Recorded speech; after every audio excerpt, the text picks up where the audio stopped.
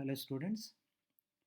In the last class, we explained about the defining characteristics of the living organism. In that, we explained about three characteristics. The first one, what we discussed, is metabolism, and the second one is consciousness, and the third one is cellular organization. Whereas today's class, we are going to discuss about the non defining characters of the organisms. The first one is growth, and the second one is reproduction. Now we will take the first one, that is growth. Growth can be defined as it's a permanent and irreversible change in the size of an organism is called as growth. I'll tell you very easily. Every one of us, we took our birth in form of a small baby, but now we are maybe 5 feet, we are maybe 6 feet. That means we increased in our size, we increased in our volume, and once we increased, again we can't be able to become small like our childhood. That means once the growth that happened, it is happened. That's it, we can't be able to bring any changes in that. That is the reason why growth can be defined as permanent. Once it happened, it happened. Whereas irreversible, you can't be able to take it back. So it's a permanent and irreversible change in the size of an organism is called growth. Whereas growth can be measured in two ways. The first one is in terms of volume and in terms of increase in the number. Here you need to understand one small simple point, that growth every time you can be able to measure in terms of volume. Why? The reason is, let us take unicellular organisms like amoeba and paramecium, euglena, etc. Now, these are all unicellular organisms. That means the whole body, the complete body, it is made up of single cell. So, one cell, how much it will grow, how much volume change you can be able to see. So, you can't be able to measure the growth always in terms of volume. Sometimes we need to measure in terms of increase in the number. That means one amoeba, it undergoes division, that means binary fission, and then it is producing 2, and that 2 again they produces 4, and 4, and again they produces 8. Like that they replicate in their number. So unicellular organisms, they can't be able to show the growth in terms of volume. But how they are showing the growth, here you need to understand so clearly, they are also showing growth, but not in terms of volume change, but in terms of increase in the number of individuals. Hope you understand. So whereas let us take our body as an example, we can be able to prominently, clearly can be able to show the volume change. See how small you are when you are a child. Now how big you are, you only can see. You may be 5 feet or you may be 6 feet. That means we can be able to show, because we are multicellular organisms, but unicellular organisms may, it is not possible. That's why growth has to be measured in terms of volume change in multicellular organisms, whereas in terms of increase in number in unicellular organisms. Now, how this particular increase in the number, even in volume change also, how basically growth it is taking place, that is a very important question. See, in any organism, the growth it is possible due to cell division. So this is a very important point. See, because you need to understand every one of us, not only as you take any living organism, I'm talking about sexually reproducing organisms. You take any of the sexually reproducing organisms, any organism's lifespan, it begins with a single cell, that is nothing but zygote. Hope you know zygote. Zygote means it is the first cell which is formed in the life cycle of an organism, which is due to the fusion of male and female gametes. For example, I'll take the example of human beings so that you can understand a little easy way. Now, male parent and female parent will be there, father and mother. And father releases sperms, whereas mother also produces ova. Now, this sperm, it fuses with this particular ova. and then it results in the formation of zygote, and that is the first cell that is formed in the what our lifespan. And this zygote, it undergoes cell division, and because of that it forms a tissue, and then slowly it forms organs and organ systems, and then it makes a complete body. So growth, it is possible due to the cell division. Even in the increase in the number also, amoeba is there. Let us take paramecium also, it undergoes binary fission. Hope you know this point. But let us come to the straight point. In unicellular organisms also, these paramecium or amoeba, they are undergoing again cell division. So growth, it is possible due to cell division. So growth, it is the output, it is a result of metabolism, because a cell need to exhibit metabolism. Cell, in terms of body, our body, it is made up of the accumulation of so many cells, and every cell, it has its own metabolism. It need to respire, and it need to get its own food material, and it need to eliminate its own excretory wastes. That means cell, it is an individual unit, though it is a part of our body. And I'll tell you very easily, definitely you will understand. Let us take in a family, some 10 members are there, grandmother, grandfather, father, mother, and sons, like that. Let us consider 10 members are there. They're all belongs to one family. Now let us compare this family with our body. But but if one eats, everyone tummy will be filled. It is not possible. Yes, in our body so many cells are there like family, but every member of that family, if they are feeling hungry, they have to eat. Like that, every cell that is present in the body, it has to get its own food material, and for its energy, it need to participate in reproduction, it need to participate in respiration. Hope you understand. So cell, it has to perform its own metabolic activities, and growth, it is a result of that particular metabolism. Hope you understand. Yesterday also we explained about what is metabolism.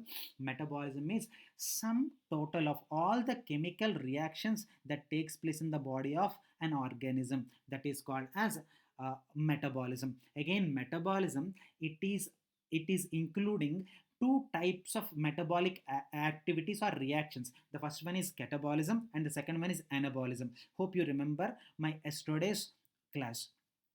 Now let us take, I just now mentioned growth is a result of metabolism. So based on which type of metabolism is more, based on that, again growth is of two types. What are they? The first one is positive growth, and the second one is negative growth, where negative growth is also called as degrowth.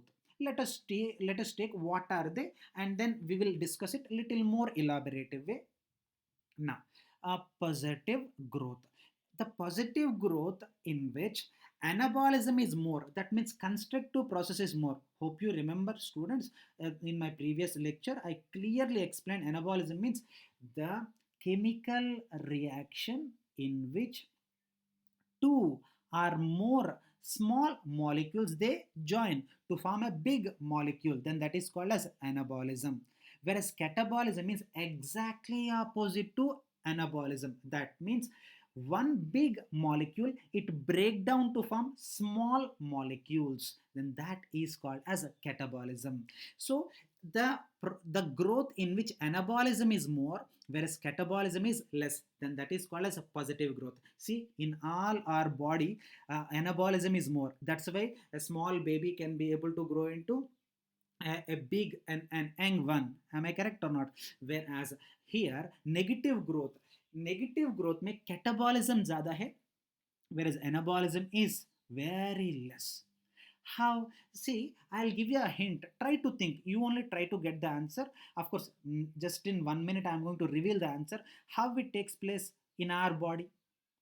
So think about it. In our body only the negative growth it is taking place. Just think for a while. How? Yes, let me answer this. Now, if any person grow old, how much ever he eat, but still his muscle deterioration is taking place. That means when we grew old in our body, the negative growth it is taking place. That means catabolism it is taking place, then anabolism. See, collagen it starts degrading, and the body, the skin it starts developing wrinkles, and the mass of that particular person, the weight of that particular person, it becomes decreases. And healthy person, when he is in a middle age or when he is in young age, when it comes to the old age, he becomes very lean and weak.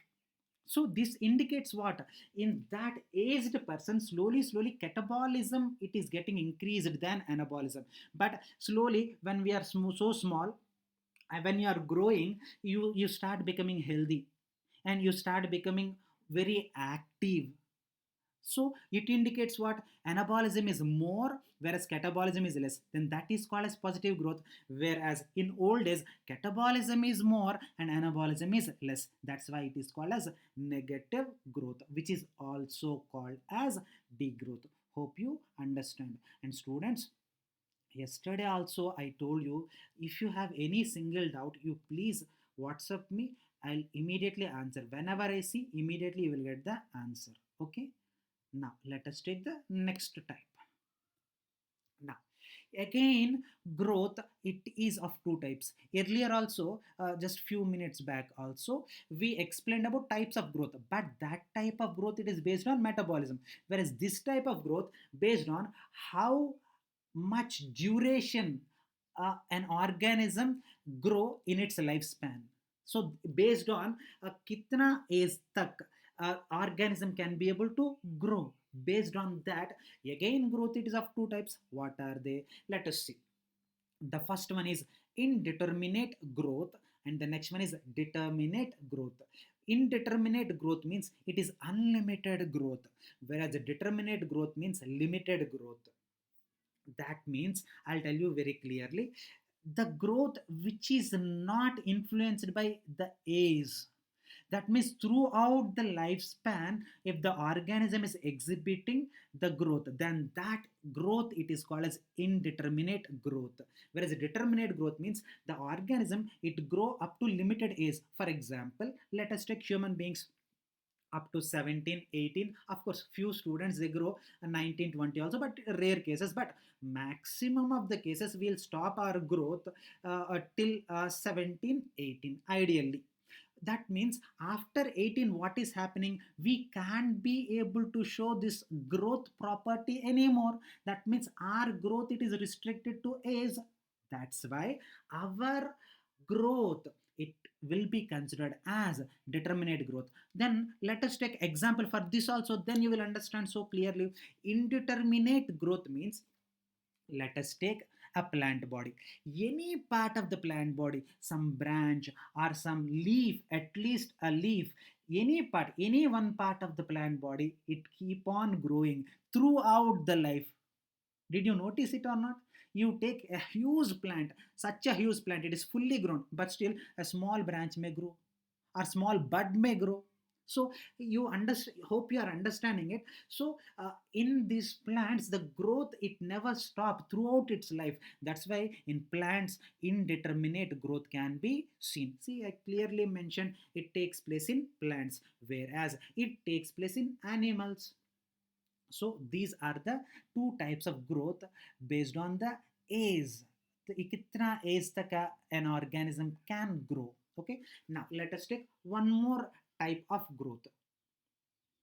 Now again growth it is of two types. The first one is intrinsic growth. Hope you are not confusing.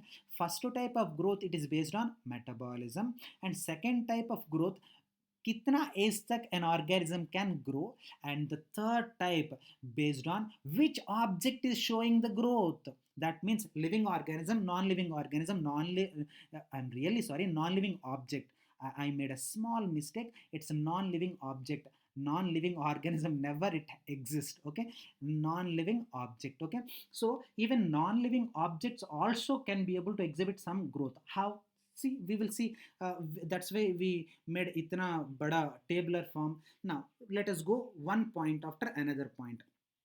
So the first type of growth is intrinsic growth, and the second type of growth is extrinsic growth.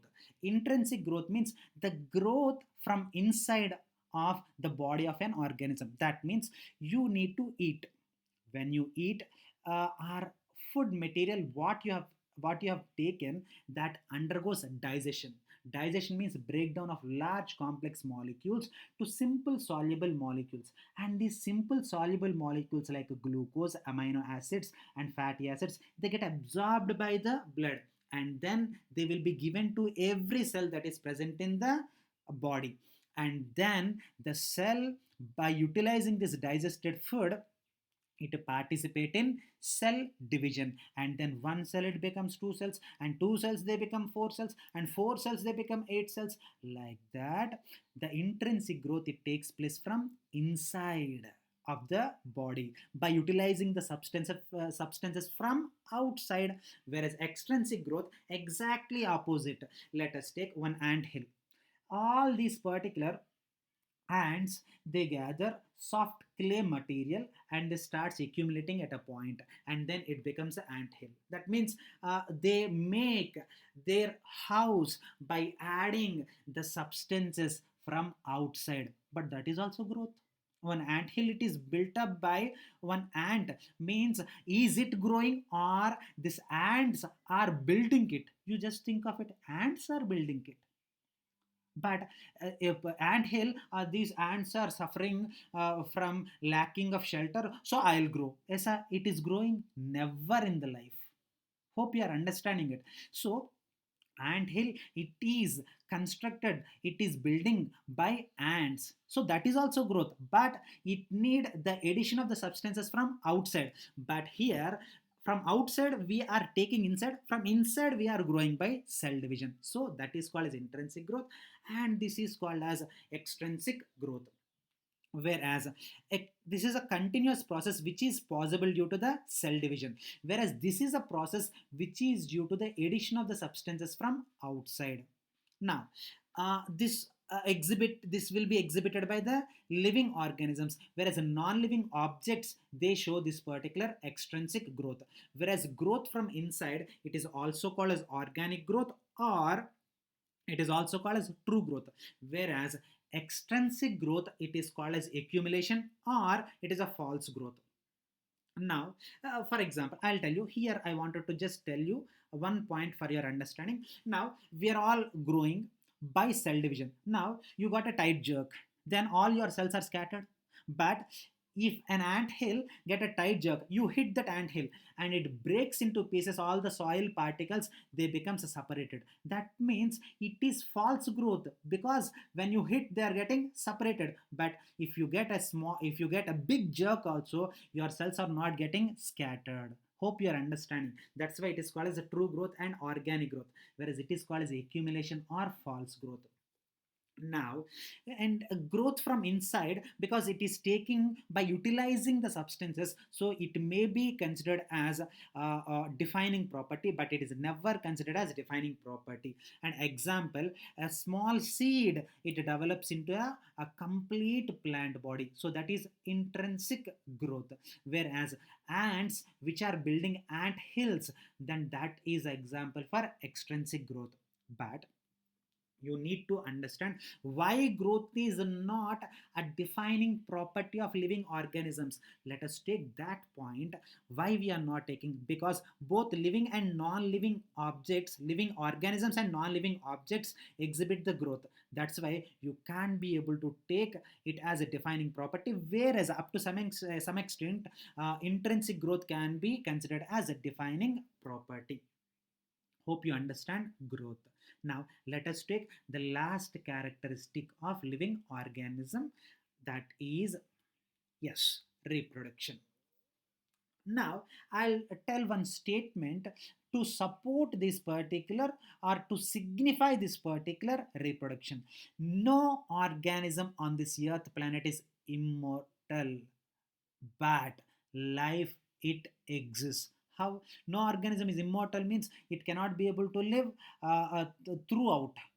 That means one day or other we have to die.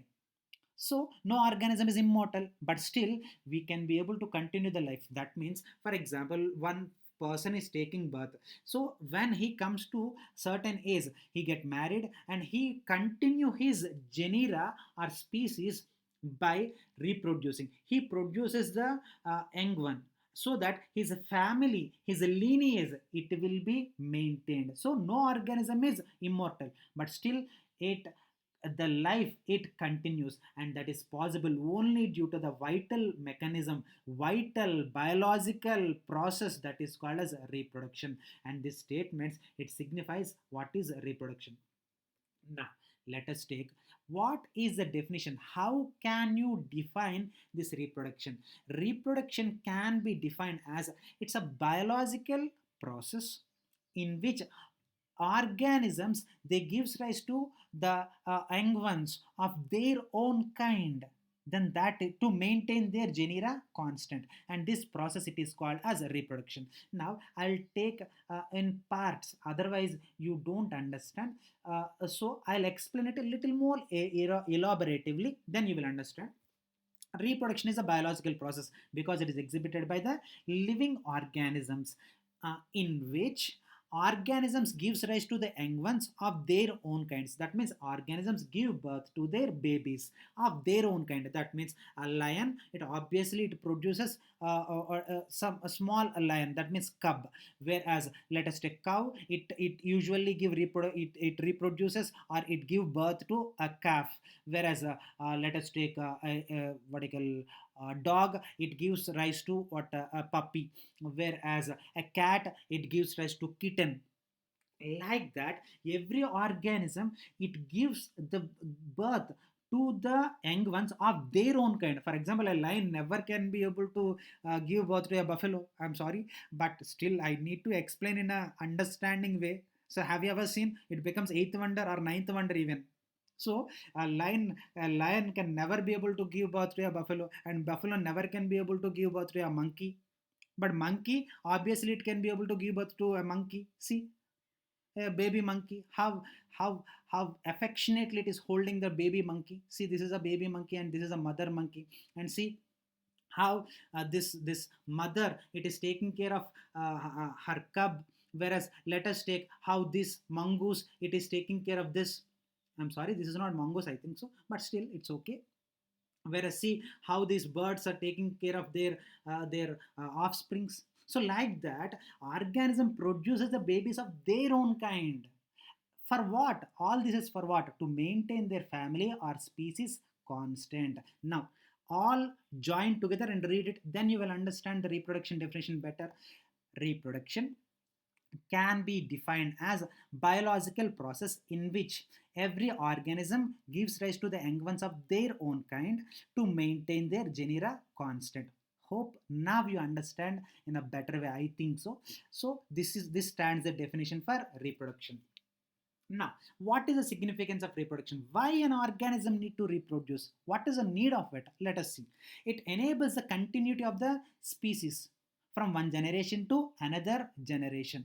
Whereas that means one organism can be able to continue their family like constant, that is possible only due to the reproduction. Whereas it helps in the transfer of the genetic material, that means characters, from one organism to another organism or one generation to another generation. And it is a key process for evolution. Hope you remember, just in the last class I explained you about evolution. Evolution means progressive or gradual or slow changes that takes place in the organism, that is called as evolution. And reproduction is a fundamental step for evolution and speciation. Speciation means formation of new species, that is called as speciation. And these are some of the most important points for reproduction. Okay, and now let us take some types of reproduction. Hope I have shown all these pictures so that you can understand this reproduction very well. Now let us take types of reproduction. Uh, there are actually two types of reproductions. The first type of reproduction, it is called as asexual reproduction, and the second one, it is called as sexual reproduction. Now let us take some differences between these asexual and sexual so that you can understand a little better. Now, here I made a very small mistakes. Now let me correct it immediately. Now, offsprings. Now, we will take now asexual reproduction can be defined as a parent individuals. It undergoes a division to produce the young ones of their own kind. That means one paramecium, it is undergoing division. So that by the division, it can be able to produce its offsprings. So two offsprings, because a paramecium it is undergoing binary fission. So binary fission means two baby a paramecium will come. So paramecia will come. So that is called as asexual reproduction. Whereas sexual reproduction matlab the parents, that means male parent and also female parents, they produces their gametes respectively. That means male produces sperm, whereas female produces ova, and they fuses to form zygote, and that zygote it eventually develop into offspring. So this is called a sexual reproduction. Now let us read out these sentences so that you can understand. The reproduction in which parent individuals divides into two or more halves to form young ones is called as fission, and that is called as asexual reproduction.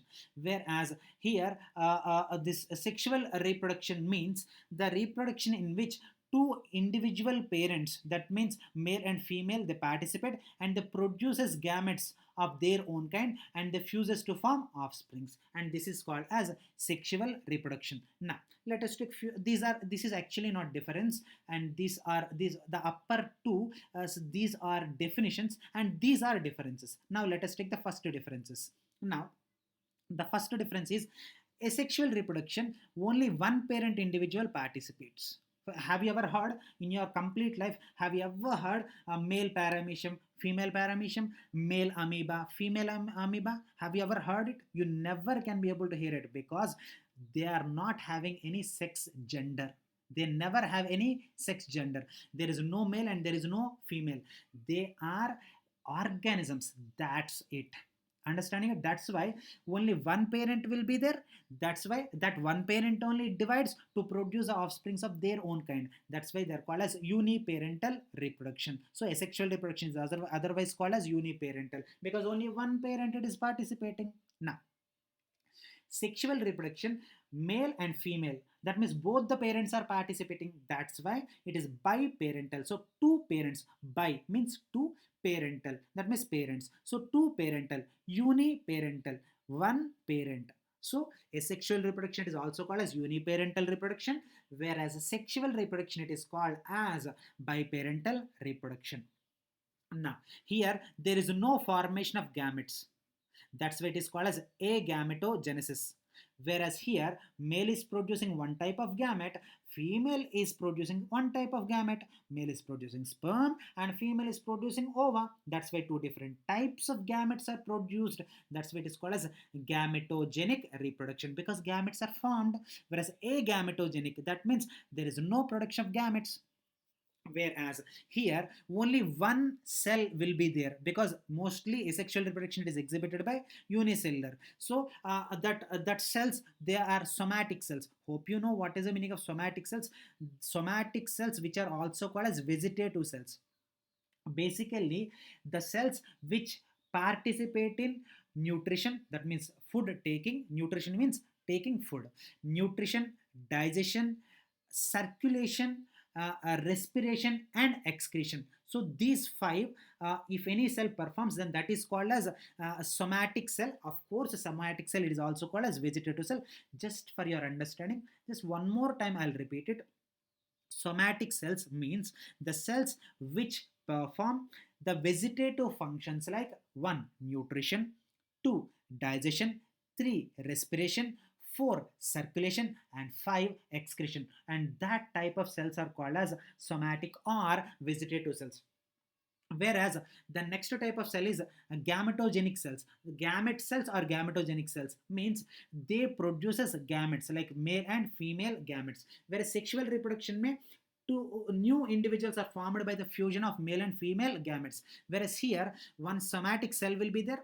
Such somatic cell it undergoes a division and by the division two new individuals are formed, whereas here only one parent is involved. That's why there is no chance of genetic variation. That's why evolution के लिए इतना possibility नहीं. I already told you evolution means what? Gradual change.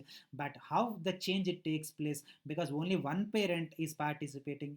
So whereas here two parents are participating, that's why genetic variation is seen. That's why it plays a great role in evolution.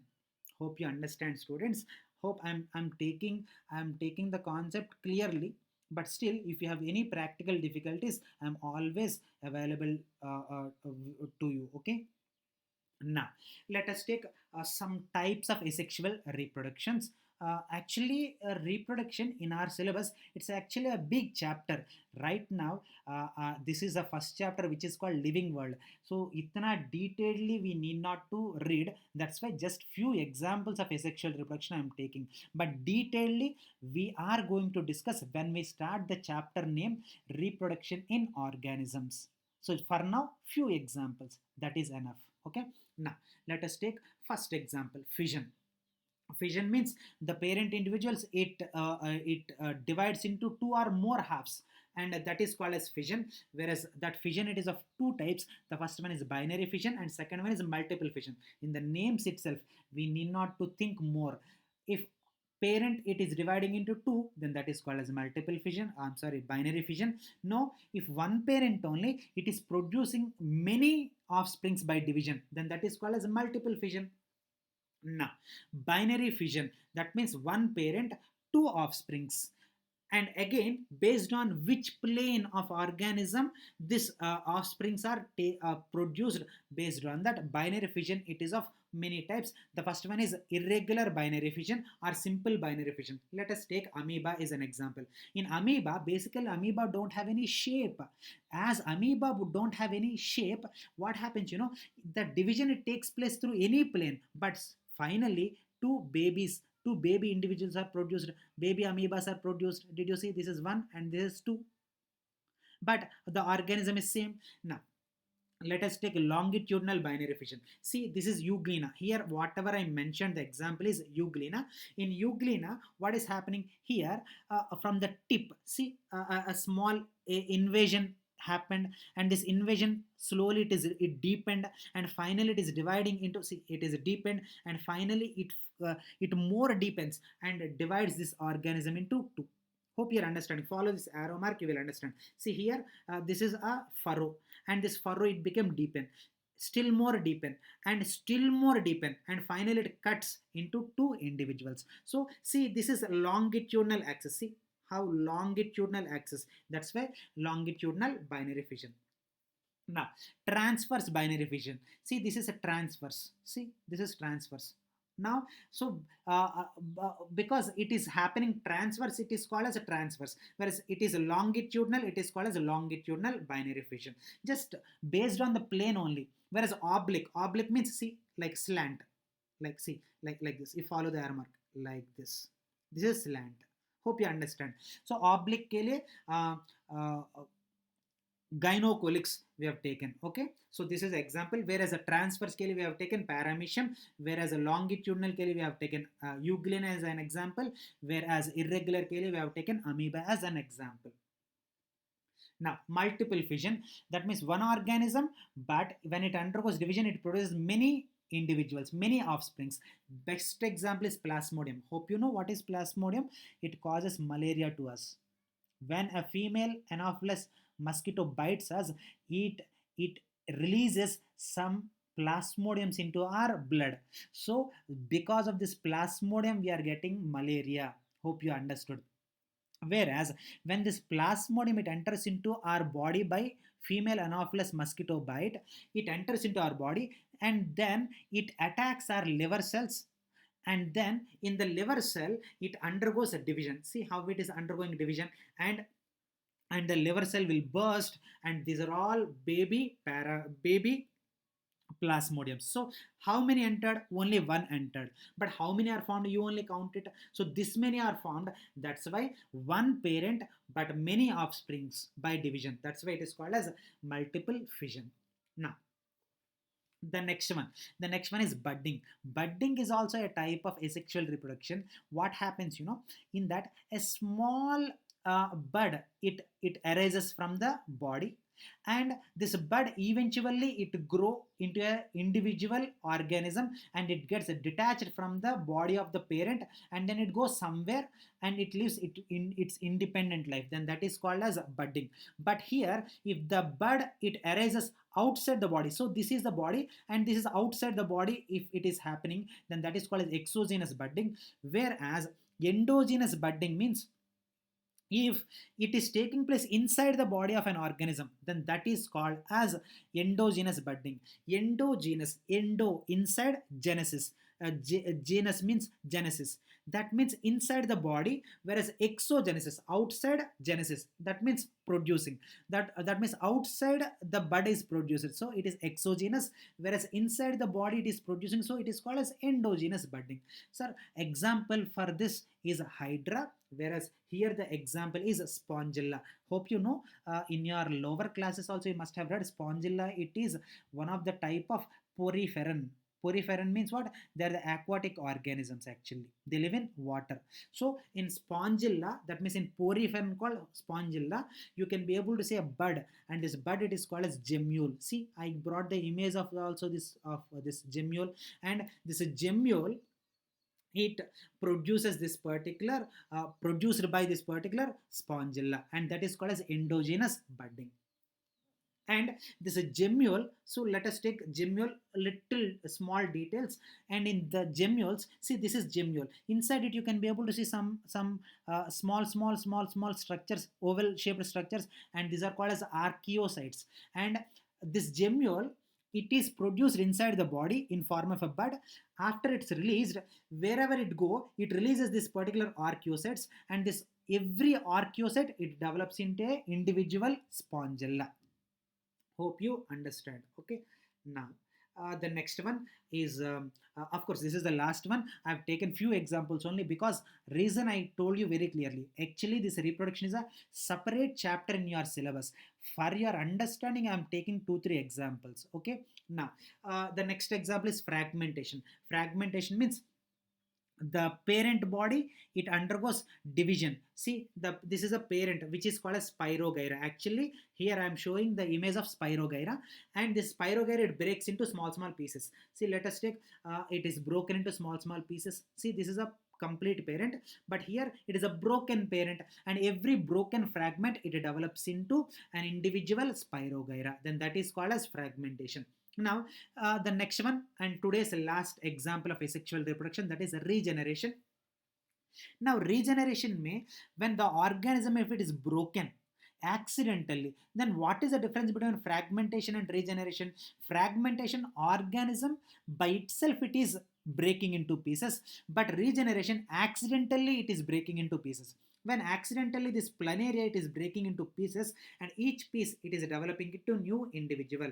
Again, for your understanding, I am telling you, fragmentation it is a natural asexual reproduction exhibited by organisms, whereas regeneration means it is accidental what do you call process. By accident, if any organism it is broken, and each broken fragment it develops into individual organism, then that is called as regeneration. Now, anyone who are listening this video lecture, they really think that we are discussing this many types of reproductions, in that every organism it is producing the babies of their own kind. So obviously reproduction must be a defining character, but still sir is telling why reproduction is not a defining character. Definitely you will get the doubt. For that I am answering, yes, every organism it is producing the young ones of their own kind, but there are some exceptions. See, these are the exceptions.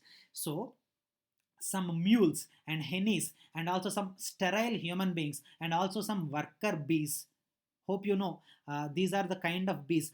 Female bees are there, worker bees are there, and also drones are there. So these are the types of bees. Understanding it? And these are the organisms, never in their life they can be able to produce the babies. If it is a defining character, 101% every organism need to reproduce. But what happened to this mule and what happened to this particular sterile couple? Sterile couple means they can't be able to produce the babies, then they are called as sterile couples. And this worker bees, so all the living organisms, they are not showing the property called reproduction. That is the reason why it is not considered as a defining property. But any organism, it has to show metabolism, otherwise the cell will die, and if the cells die, organisms also die. Any organism should have consciousness, otherwise it cannot be able to respond towards the external environment, so we can't be able to survive. Whereas any organism, a cellular organization must be there, otherwise we can't be able to function. That means our organs cannot be able to function. So no organism can be able to live without consciousness, without metabolism, and without cellular organization. But organisms can live without growth and without reproduction. For example, if some people, they don't get married, but still they're happily living. Some people, they never grow. That means that type of that type of human beings are called as dwarfs. Sometimes when you are going on road, you can see some people, they don't grow, they remains very small, but still they are living. So they are not defining properties. Hope you understand. Thank you so much.